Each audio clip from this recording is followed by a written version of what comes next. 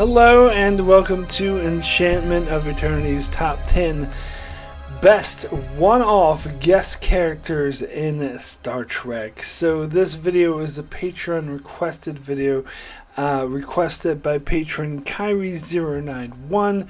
Thank you so much for your request. In this video I will count down my top 10 favorite guest characters of the Star Trek franchise. That is, characters that only appeared in one episode, no more than one episode, and that did exclude a couple of ones I was looking at, and I was like, wait a second, they were in 2 episodes, so they can't count. So, the characters that I think worked very well for the story, or were really well fleshed out, or very interesting characters that brought like a dynamic to the stories rather than just being a background character just there for plot convenience or whatever, that they felt like fully fleshed out characters and were very interesting. Whether these characters were antagonistic or protagonistic, they were very interesting characters. And so yeah, this is again a tough one to pick. Is very similar to the top 10 I did just a couple weeks ago, where I did top 10 favorite one-off guest actors, although it is different because I am looking for a different quality here. I'm not just looking at the acting, although good acting can definitely elevate a character, so you definitely will see some crossover between that video and this one. In fact, there are 2 characters on this list that I actually forgot about for the actors category and feel like I should have mentioned them at least as an honorable mention in the top 10 guest actors video. So I will call them out when I get to them on this list. And yeah, my short list was like 35 or something, so it was hard to boil this down just to 10 characters, guest characters that I think worked really well, and I'm sure I could like change this and tweak it more and more until I would never be happy with it. So, but this is what I came up with. So, and just like the other video, I'm focusing on the 5 legacy Star Trek shows: original series, Next Gen, Deep Space Nine, Voyager, and Enterprise, just because I'm not as familiar with the newer shows and it would take me much longer to go through them. Anywho, let me start with some honorable mentions. First honorable mention is a fake with Senator Vreenak. Of course, one of my favorite episodes, Senator Vreenak. He was a kind of archetype of the asshole antagonistic politician who was just antagonistic to everything our hero wanted to do. But I thought they made him very fleshed out, and of course a very good antagonistic character. How we talk about the Romulan drink, and that the replicated version almost tastes like. There's little nice touches like this that really fleshed him out and made him feel like a really interesting character. And of course his whole reveal of it's a fake whatever, it was one of the most iconic moments in the whole franchise. Next honorable mention is Garth of Izar from the episode Whom Gods Destroy. Personal favorite of mine that I know not everyone liked. I personally thought was the best antagonist from the original series. His over the top, I am Lord Garth, I think made him a very fascinating character, and they gave him a very fascinating backstory too. That he was once a great Starfleet captain who had suffered from mental illness and due to an alien procedure, and now was becoming delusions of being this warlord. Kind of a tragic figure who I think they played off very well as a villain.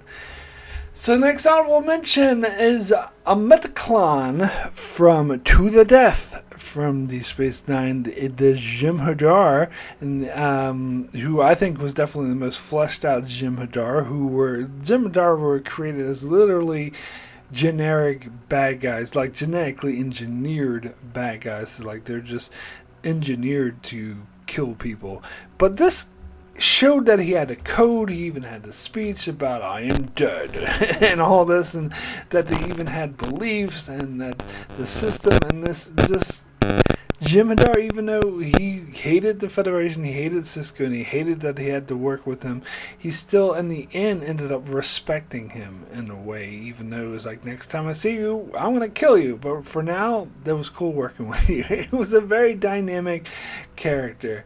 So next is Captain Maxwell from The Wounded. Now this is one of the actors. I forgot about Bob Gutton, who many people know from Shawshank Redemption as the Warden. He always plays an asshole in almost everything I see him in. I forgot to mention him. His performance was actually really great in this episode, but he wasn't in it for that long, but still, it was about him, even though he didn't appear in it that long. And the speeches that he had with Picard first, saying that he's just being a tired old bureaucrat, and then the scene where O'Brien had to talk him down and they reminisced about war times, were absolutely amazing, heartfelt, great character, great actor. And final honorable mention was someone who was actually very high on my actors list, and that is Anorex from Year of Hell. And yes, I do count two-parters as one because they're telling the same story as part one, part two, so it's one off in my opinion. Anyway, Anorex was a really fascinating character with, tragic backstory, and who was going around using a time ship to erase species from time, and started to go a bit mad with the quest and how for perfection, and just how this drove him insane. So that was a really fleshed out character that was done extremely well.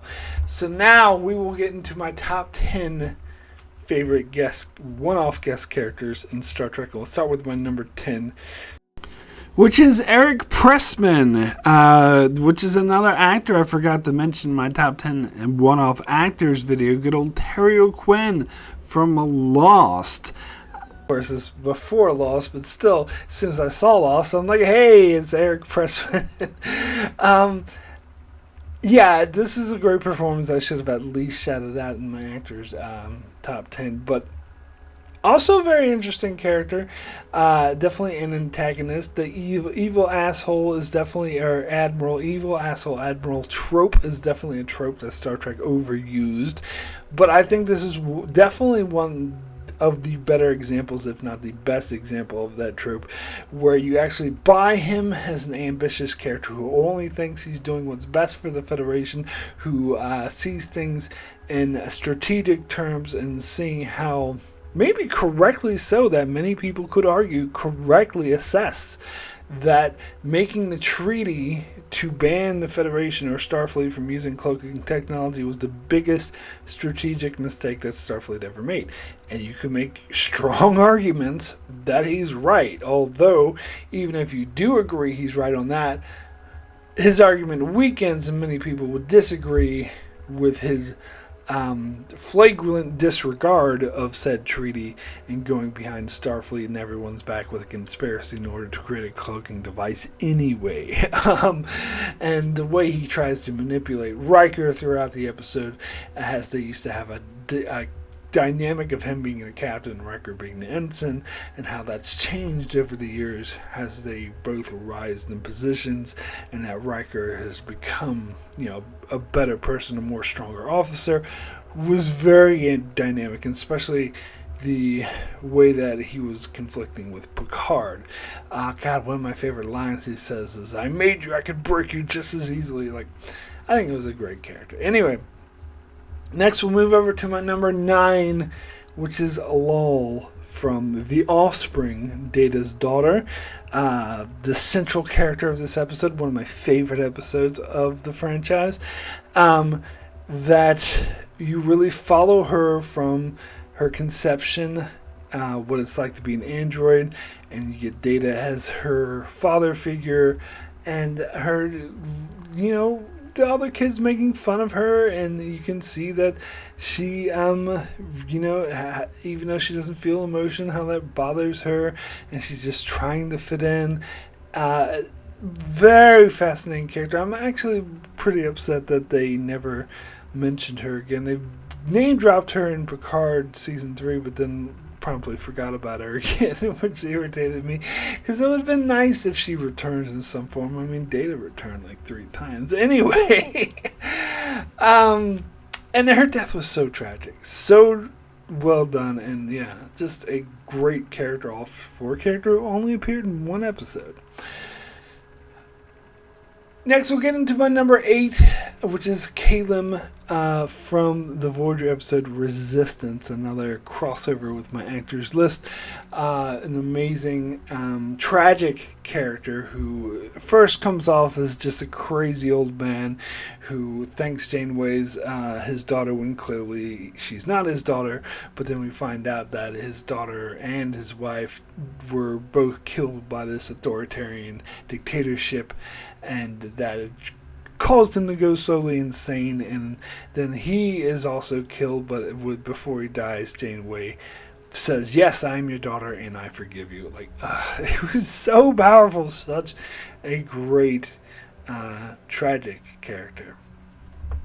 And, alright, so we'll get to number 7 on my list, which is a bit of a wild pick that maybe some people may dispute, but I say this is definitely a character, and that is the AI warhead from the episode Warhead from Voyager. This was a missile that at first was just communicating in beeps and boops and going beep, beep, beep. Now, the Doctor and Harry Kim found it on the planet, and they first realized it was intelligent life, but they took it aboard the ship and then discovered that the AI intelligence was integrated with the missile technology, with the warhead, that it was essentially impossible to separate the two. And in fact, when they tried to separate the two, it got really pissed and took over the Doctor's holoprogram. So then for the rest of the episode, it was played by Robert Picardo. And so some people might argue, well, that's not a one-off character, it's the Doctor. But it's not. The actor is Robert Picardo, but the character is not the Doctor. It's the AI warhead. It's a one-off that only appeared in this episode, and it is a character, even though it was just portrayed as a beeping prop at first, and then portrayed by a series regular. It's still a unique, independent character, and I think a very interesting one, a very fascinating one. Like the interactions between it and Harry Kim, and of course the Janeway tries to trick it, but it outsmarts him. But then Harry Kim learns to sort of relate to it on a personal level and convince it to stand down. And you had some of the scenes between Harry Kim and the warhead, I think, were some of the best acting these two actors have done in this show. It was just so good, and it was so suspenseful throughout. So yeah, I had to put this in my top 10 characters. Anyway, next we'll get into my number 6, which is another crossover with my actors list, and that is Ikoria from the episode The Quickening from Deep Space Nine.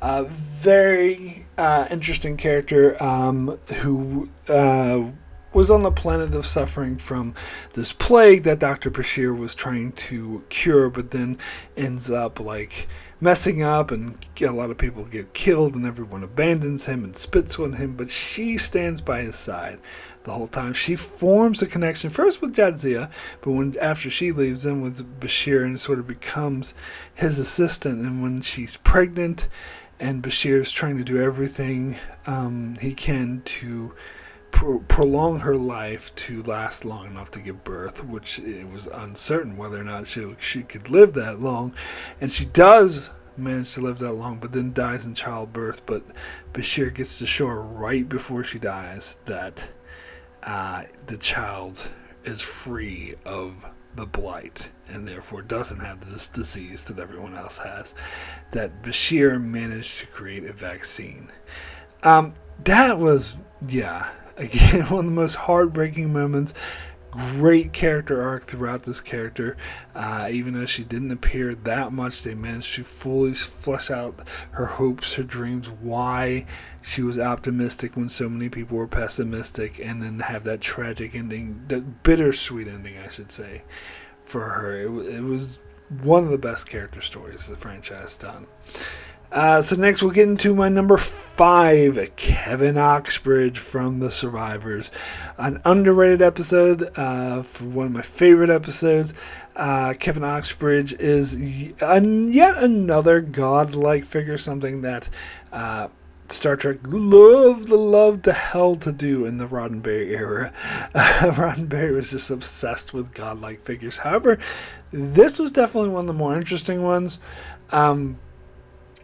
Because he wasn't all that godlike, although he did definitely have supreme powers, but he was a pacifist, and he was trying to hide a crime that he committed from the Enterprise crew, and so he was trying to trick them. He put this music inside Troy's head to make her go insane. He recreated his dead wife and the planet in order to live with her, and kept trying to scare Picard away, but Picard kept outwitting him until finally he admitted what he was. That is such a fascinating concept, but moreover, and I think this is what separates it from all those other, God like powers, because they're always like evil or assholes or playful or trying to control people, like Trelane and Q and those aliens from that took over Gary Mitchell or Apollo or whatever. They're always like saying, I am a powerful god or whatever, where this one is just wanting to be left alone. At first he just wanted to be a human, and then when everyone around him died, including his wife, he just wanted to recreate his wife with his powers and live alone. And the Picard had to come snooping around and messing up his shit. And it is confessing to this horrible crime where he wiped out. Xenocide is actually what they call it, not genocide. It's wiping out an entire species. Just because they killed his wife. That was, and his guilt over that. It was a powerful moment. So, that Kevin Oxbridge, number 5. Anyway, number 4 is one from the episode Drone, one of my favorite episodes of Voyager. One was the futuristic drone. Now, the science behind his creation is spotty at best, but it's supposed to be a transporter accident merger between the Doctor's 29th century hollow emitter and 7 of 9's nanoprobe technology in order to create a 29th century Borg.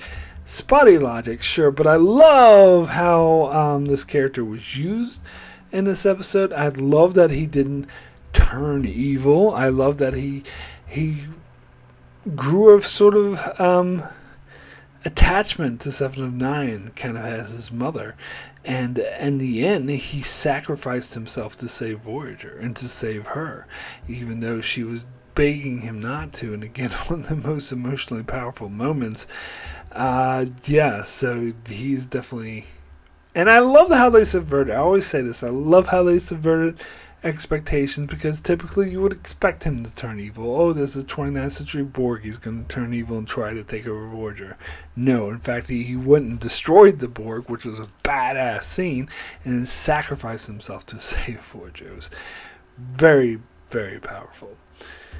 So then we'll get into my number 3, which is Trevian from the episode The Quickening. I never said that I couldn't have 2 characters from the same episode. And I do love The Quickening. I think is one of the most underrated episodes of, in fact, and when I did my underrated episodes, I think it was number 1 of the entire franchise. Trevian was a very interesting character. He wanted to help people, but had given up all hope in curing the plague. And in fact, he had very good reason to give up all hope.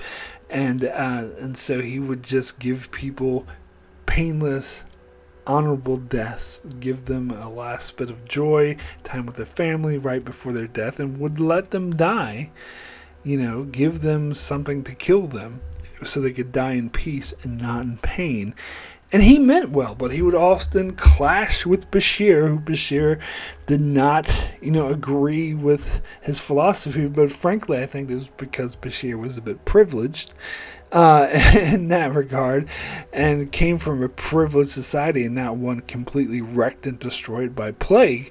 And Servine, for his side, though, was a bit unfair to Bashir, often even threatening to kill him in a gruesome way if he gave false hope, which was, I think, that's going a bit too far. But again, and also he kept trying to interfere with Bashir, who eventually did find a vaccine. But once Bashir did find that vaccine, he had this line, and I think it was one of my favorite lines of the entire franchise, is when Bashir says it's going to be a great task to deliver this vaccine, to everyone who needs it.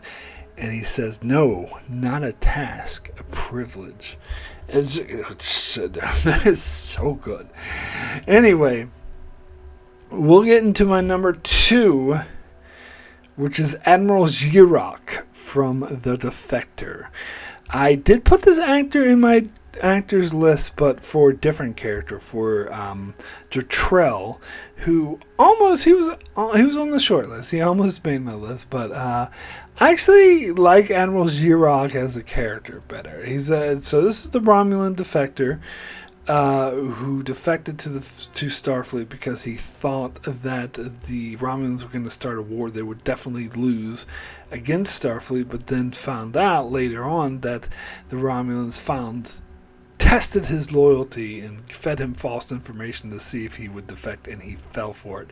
And the fact that he still felt loyalty to Romulus, and at first wouldn't even give Starfleet any valuable strategic information because he didn't want to feel like a traitor. But you had that awesome line from Picard. It's like, you've already made your decision. You're a traitor, sir. And if you can't make peace with that, and I'm not quoting him exactly, but it was around that lines. So powerful. Again, he had a very tragic ending where he killed himself because he knew he couldn't live with the fact that he was tricked into betraying his people. But he wrote a letter to his daughter in the hopes that one day Starfleet would be able to deliver it. Very powerful character. And finally, we'll get into my number 1 favorite one-off guest character in Star Trek. And yes, it is the same as my number 1 guest one-off actor. I know I'm not very original in that regard, or not being diverse, but I'm being honest with myself. Favorite character. And a lot does have to do with because the actor is so great. And I'm, of course, talking about Eamon Maritza from the episode Duet.